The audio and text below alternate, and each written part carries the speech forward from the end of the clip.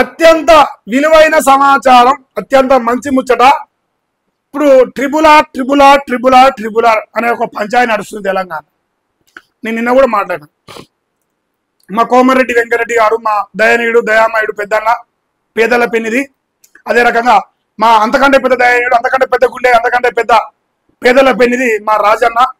ఇద్దరు కలిసి ఈ వార్త ఒకటే కల కూర్చొని చూడరి, చూస్తురుగా ఇట్లాగో ఇద్దరు కలిసి ఒకటే కల కూర్చొని చూడరి. ఎందుకు చెప్తున్నా అంటే చెప్తా. హైవేల భూసేకరణకు కేంద్రం కొరీలు పెడతాను. రాష్ట్ర ప్రభుత్వం రైతులకు ఎక్కువ పరిహారం చెల్లిస్తున్నదట. ఏంది?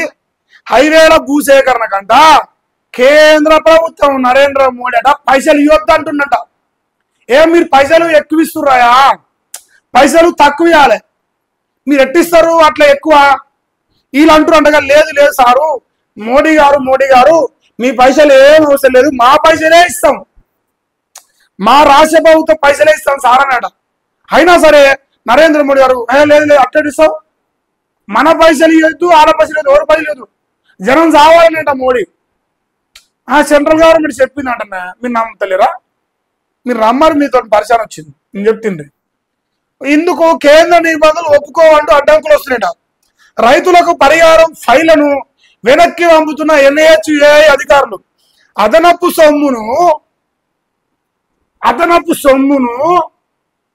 సొమ్మే తాము చెల్లిస్తామని రాష్ట్ర సర్కారు చెబుతున్నా వింటలేరు. చెవులు మూసుకురు.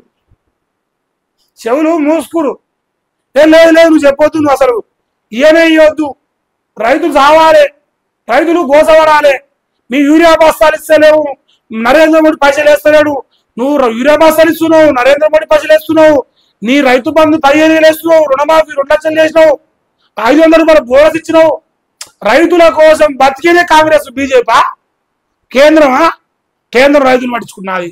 ఎక్కడికి నువ్వు పట్టించుకుంటే ఈయన నాశనం కానీ, ఈయన ముదనాశనం కానీ అస్సలు ఆపిస్తలేరు. అస్సలు సాపిస్తలేరు. ఈ ప్రభుత్వం కూలిపోతుంది, కాలిపోతుంది, నాశనం అయిపోతుంది. అస్సలు సాపిస్తలేరు. సాపిస్తున్నారా? మీరు చూపారు నాకు వీడియోలు ఏమనుంటే. అయితే రాష్ట్ర ప్రభుత్వం కూడా పైసలు ఫుల్గా ఉన్నాయి. రైతు బంధు ఇచ్చిరు, రుణమాఫీ చేసిరు, పెన్షన్లు ఇచ్చిరు. వద్దంటే 6 గ్యాడ్లు అలవోకగా ఇస్తారు, రోజు ఇస్తారు. వద్దంటే తినలేక ఒలిగిపోతున్నాయి, కడుపుల పట్టక ఒలిగిపోతున్నాయి వీళ్ళ పథకాల పైసలు.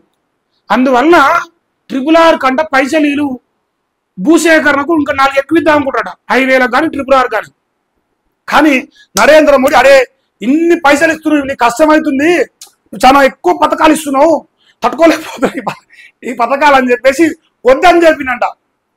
బాగుంది స్టోరీ, చాలా బాగుంటుంది. ఇట్లే ఉంటుంది మరి లెక్క. సిగ్గుచేయడం లేకపోతే గట్ల చెప్తారు మరి ముచ్చట. 5 నేషనల్ హైవేలతో పాటు ట్రిబుల్ ఆర్ విషయంలో ఇదే పరిస్థితి అట. ట్రిబుల్ ఆర్ రజన్న గారు నీ పరిహారం ఇప్పిస్తానికి ఫోన్లు చేసిన కలెక్టర్ గారికి ఇక్కడ బయటపడుతుంది పరిహారం. రాష్ట్ర ప్రభుత్వం అంటే ఎదాల్చుకోలేట, కేంద్రం ఇయ్యొద్దని చెప్తుందట. నరేంద్ర మోడీ తప్పు చేసినట, మీ సంసారాలట సుఖమైన పూసలట. అయితే ఇప్పుడు ముచ్చట ఏంటంటే, అదే ఇయ్యకపోతే సపోర్ట్ చేయకుండా మీరు మా రాజన్న బ్యాంక్ అకౌంట్ మొత్తం నిల్లు చేయరు, చెక్కులు రాపించుకోరు. ఇంకా మా మునుగోడు ప్రయాణికం కోసం పేదల పెరిగింది కదా, 6 లక్షలు అంతగా 5,000 మంది అవుతారు. 5,000 మంది ఉంటారా బాధితులు? మా మునుగోడు కాశీలు ఎవరైతే భూములు పోతారో మనిషికి 1000 కోట్లు, మనిషికి 100 కోట్లు, 100 మందికి ఇచ్చిన 1000 కోట్లు అవుతాయి. మా సార్ కాడ లీగల్ గానే 5-6 వేల కోట్లు వస్తుంది. ఇంక ఇల్లీగల్ గా ట్రిబుల్ ఉంటుంది అవసరం అయితే. సో మీరు ఏం చేస్తారంటే మనిషికి 100 కోట్లు, మనిషికి ఎకరం కోచే కదా.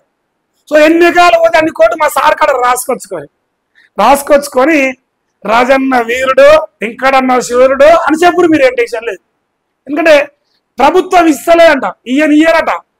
మీరు మాకు ₹1 కోటి నష్టపరిహారం కల్పిస్తాడు మా రాజన్న, పేదల పెన్నిది దయామయుడు అని ముసురు అందరూ. మరి ఇక మనం రాజన్న చెక్కులు తీసుకోరు, శుచి ఇన్ఫ్రాకి వెళ్ళి గుంజుకోరు చెక్కులు.